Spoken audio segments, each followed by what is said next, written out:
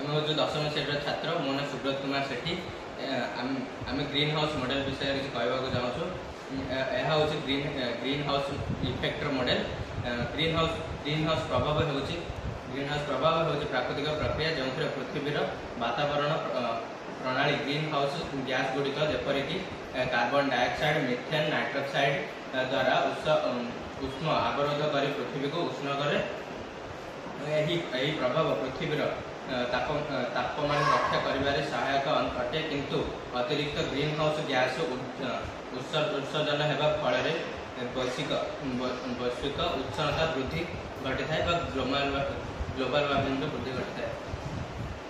प्रकल्पर उद्देश्य यही प्रकल्प उद्देश्य माध्यम ग्रीन हाउस प्रभाव यार कारण प्रभाव एवं यार निवारण पर मुख्य उपाय विषय गुड़िक अध्ययन कराए।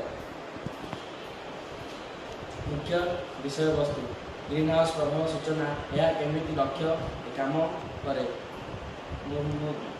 मूल कारण शिल्प, जानवाहन, भिन्न वन निवास इत्यादि प्रभाव, भूमंडल उष्णता वृद्धि, जलवायु परिवर्तन, हिमप्रवाह प्रचल गलन, निवारण उपाय पर्याय वृक्षारोपण, नवीन ऊर्जा, उपयुक्त कम कार्बन उत्सर्जन।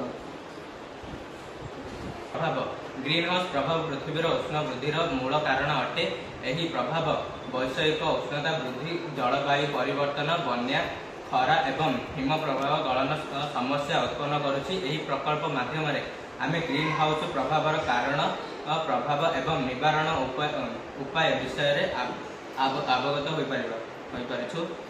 ग्रीन हाउस प्रभाव हानिकारक परिमाण रोकवाई आमको वृक्षारोपण करने, प्राकृतिक उत्स व्यवहार करने, ईंधन मिश्रण कम करने एवं प्लास्टिक व्यवहार द्रव्य ह्रास करने जरूरी।